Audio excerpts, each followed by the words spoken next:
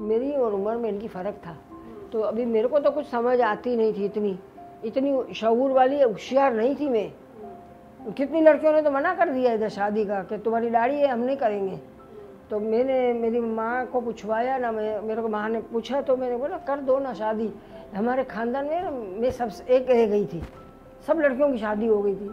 तो मेरे को ये था मेरी शादी हो जाएगी, सब लड़कियां तो तलाक लेके इधर काम करने आती हैं, तो मैं भी आ जाऊंगी। बनी तो बनी, नहीं तो अब्दुल गनी।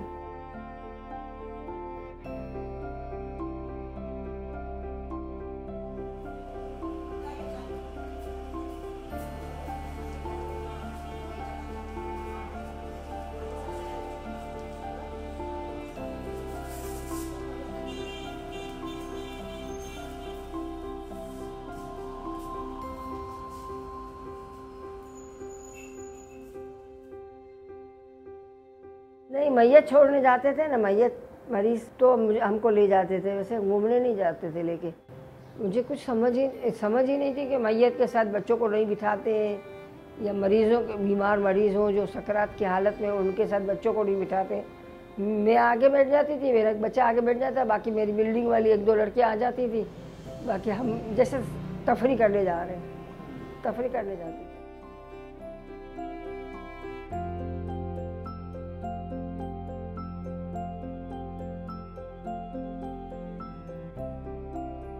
दो 2000 की ली थी। इनको थोड़ा थोड़ा चंदा तो आता था ना, मैं साल का 10,000 आता था। और उस गाड़ी में हम लोग बाई रोड हज करने के लिए गए थे, 14 साल पुरानी थी गाड़ी में हम लोग गए ना। उसका इंजन नया बदली किया था, इंजन नया ले लिया था। शुरुआत थी ना इनकी, तो ये बर्तन धोने जाते थे शादियों में, ये न दूध बेचते थे, अखबार बेचते थे। इनको लगन और जुस्तजू थी, बस मैं कुछ काम करूँगा, मैं कुछ काम करके दिखाऊँगा, मुझे आगे बढ़ना है, मुझे कुछ काम करना है। मेमून जमात वालों ने तो मार के निकाल दिया था।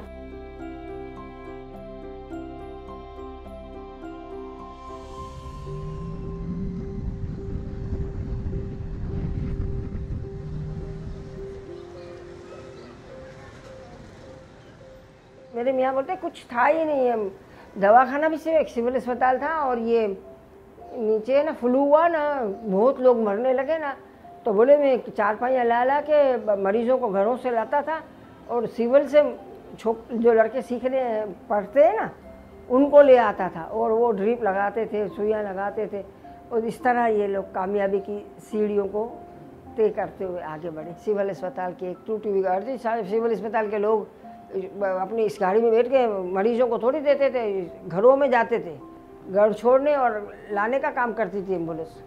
एक एम्बुलेंस थी, लेकिन बाद में इनकी लगन बढ़ती गई, जुनून बढ़ता गया, लोगों ने मदद की, अल्लाह पाक ने मदद की, तो हमारी 4, 5, 6, 7 गाड़ियाँ हो गई।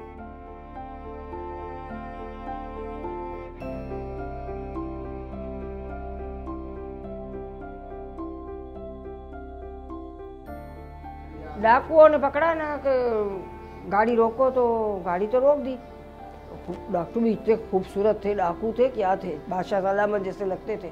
सफ़ेद कपड़े, सफ़ेद क्या बांधते, ढाटा ये बांधा हुआ था, और कुल्हाड़ी इधर थी। तो वो औरत बोलती है अपनी बोली में, ये सत्ता रेधी है, ये मेरी बच्ची मर गई है तो मुझे घर छोड़ने जा रहा है।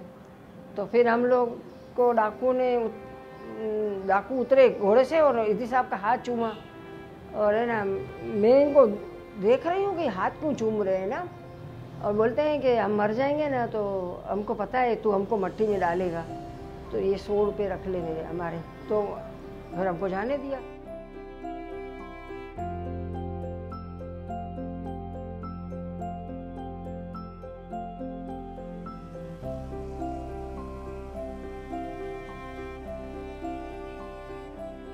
रोज़ाना मैयत बच्चे के उठाते थे, उसमें से कचरे में से गली में से किधर से न किधर से हमको मैयतें मिल जाती थी। तो मेरा मियाँ बोलता है, हम रात को बैठ के हम लोग दोनों मियाँ बीवी मीटिंग करते थे।